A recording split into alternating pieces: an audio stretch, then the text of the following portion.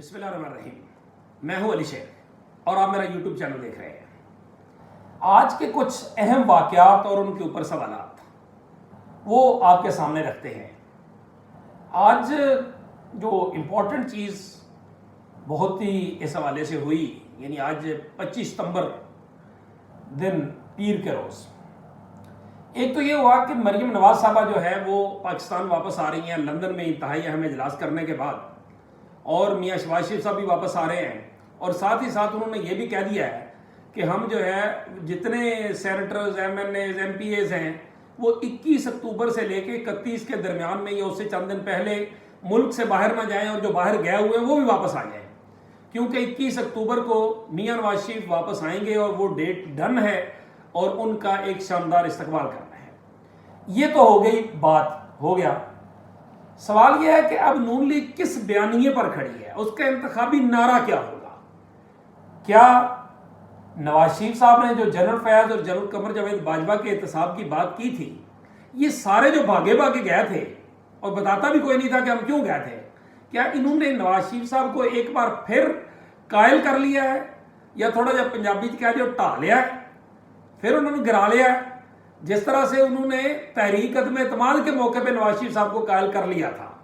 کیا نواز شریف صاحب اب پھر قائل ہو گئے ہیں کہ ان کا بیانیہ جو ہے وہ کم از کم وقتی طور پہ، کیونکہ اب 2 دن سے نواز شریف صاحب کا وہ بیانیہ نہیں آ رہا جو انہوں نے دیا تھا، اور اس سے ایک بھونچال برپا ہو گیا تھا، اور 11,000 وولٹ کی جو کرنٹ والی تاریں تھی وہاں کرنٹ فیل ہونا شروع ہو گیا تھا.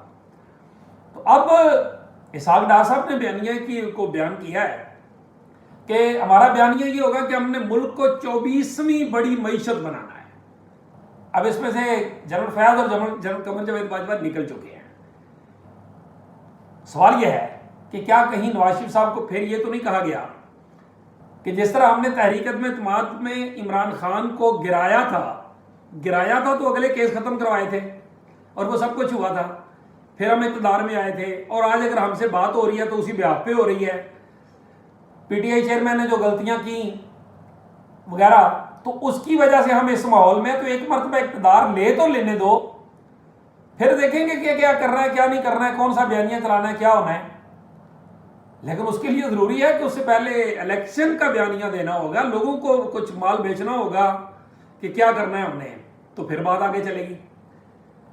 کیا نواز شریف کو یہ منانے کی کوششیں کامیاب ہو گئی ہیں یا نہیں؟ یہ $1 ملین کویشچن ہے. یا میاں صاحب اپنے سینے سے پتے لگا کے کھیلتے ہیں جس طرح کہ اس پوزیشن میں کھڑے ہو گئے ہیں کہ اب ٹائم آنے پہ دیکھوں گا، اور انہوں نے ان کو قائل کر لیا تحریک عدم اعتماد کی طرح. لیکن شاہد خاقان عباسی صاحب جو اسی نواز شریف کے وزیر اعظم رہے، ان کے بعد انہوں نے بہت سے سوالات اٹھا دیے کہ اگر جنرل قمر جاوید باجوہ اور جنرل فیض کا احتساب کرنا تھا تو آپ نے کیا کیوں نہیں، اور اگر جنرل قمر جاوید باجوہ ان کے راستے میں رکاوٹ تھا یعنی نواز شریف صاحب کے، تو پھر ان کا احتساب جو ہے نا وہ کیوں نہیں کیا؟ پھر 16-17 ماہ کی جو حکومت تھی اس میں کیا اپنی کارکردگی کیوں نہیں دکھائی؟ اس میں ان دونوں جنرل صاحبان کا جو ہے وہ احتساب کیوں نہیں کیا؟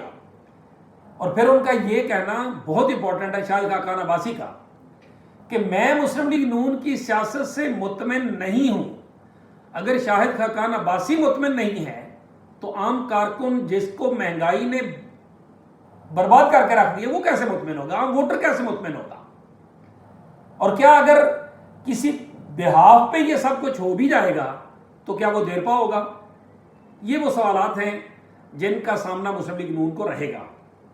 ایک اور چیز امپورٹنٹ وہ یہ کہ لائیو سٹریمنگ، چیف جسٹس قاضی فائز عیسیٰ نے پریکٹس اینڈ پروسیجر جو معاملہ تھا اس کے اوپر جو انہوں نے لائیو سٹریمنگ شروع کی. اب چیف جسٹس اسلام آباد ہائی کورٹ عامر فاروق صاحب بھی کہہ رہے ہیں کہ ہمارے عدالت کی بھی لائیو سٹریمنگ ہوگی. تو اس کا مطلب ہمارے خیال میں تو ان کے لیے اپنے لیے مشکلات ہوں گی، لیکن کلیئرٹی آئے گی.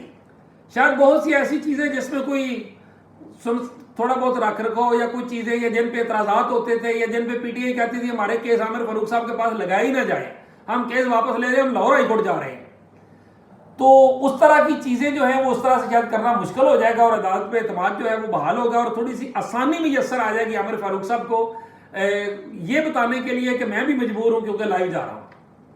یہ امپورٹنٹ کوشچن ہے.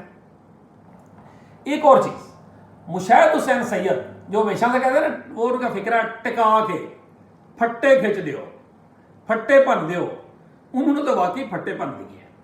انہوں نے کہا کہ قیدی نمبر 804 جو ہے وہ اب کنٹرول سے باہر ہو گیا، وہ کسی کے قابو نہیں آ رہا. ویل انفارم آدمی ہے مشاہد حسین سید. اور پھر وہ یہ بھی کہتے ہیں کہ ہو سکتا ہے کہ مدر آف آل ڈیلز جو ہے وہ اسی کے ساتھ ہو. یہ بہت امپورٹنٹ ہے. اور وہ کہتے ہیں کہ جو عمران خان فارغ ہو چکا تھا اپنی کارکردگی کی وجہ سے، اس کو ہماری کارکردگی یعنی پی ڈی ایم کی ناقص کارکردگی نے اس کو زندہ کر دیا، اس کو لائف لائن دے دی. بڑی، وہ ایک جرنلسٹ بھی ہیں، وہ ایک سیاستدان بھی ہیں، وہ ایک اندر کی خبر رکھنے والے بندے بھی ہیں. اس وجہ سے ان کی باتوں کو نظر انداز نہیں کیا جا سکتا. ان کے سوالات بہت امپورٹنٹ ہیں.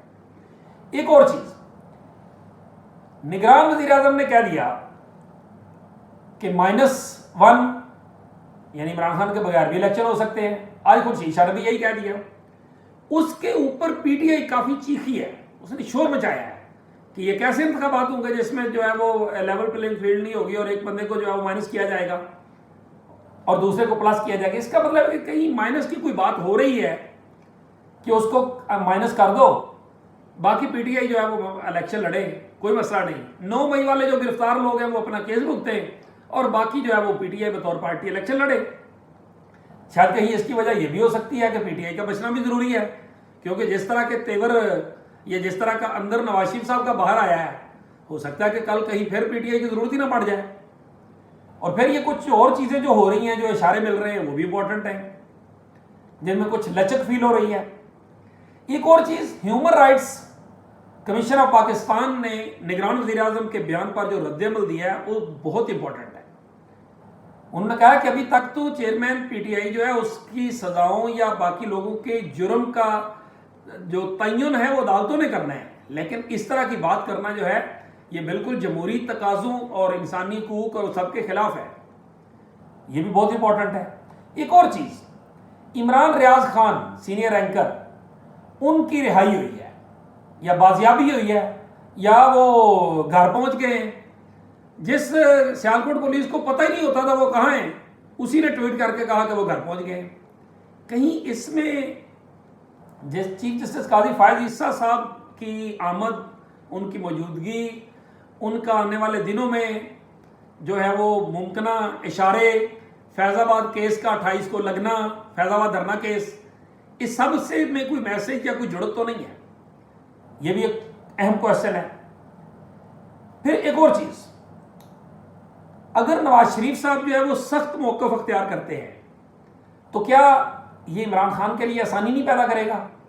کیونکہ جب عمران خان نے سخت موقف اختیار کیا تھا تو اس وقت نواز کے لیے یہ آسانی پیدا ہوئی تھی.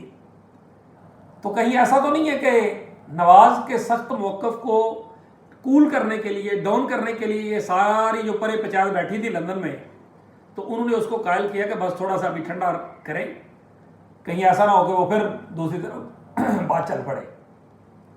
کیونکہ اس نے بھی، مشاہد حسین سید نے بھی کہا نا، عمران خان اور اسٹیبلشمنٹ کا معاملہ عاشق اور مشوق والا ہے، وہ کسی بھی وقت مان سکتے ہیں. اور لاسٹلی ایک عوامی ایشو کہ آنکھوں کے انجیکشن کی وجہ سے کتنے لوگوں کی بینائی اڑ گئی، وہ آنکھوں سے محروم ہو گیا. یہ بہت بڑا ظلم ہے اور اس کے اوپر کم از کم اسلامی سزاؤں کا جو ہے وہ تعین ہونا، نفاذ ہونا چاہیے. اور اسلامی نظریاتی کونسل کے اس فیصلے کی طرح، ایک اس سفارش کی طرح جس طرح سے ماضی میں ایک سفارش آئی تھی کہ جو کسی کا ناجائز گردہ نکالتے ہیں تو ان کا بھی گردہ نکالا جائے، تو قصاص کی جو سزا ہے اس طرح کی سزاؤں کی ضرورت ہے کہ شاید دوبارہ کوئی کسی کی کا جہان جو ہے وہ اندھیرا نہ کر سکے. اسی کے ساتھ مجھے دیجیے اجازت. اللہ حافظ.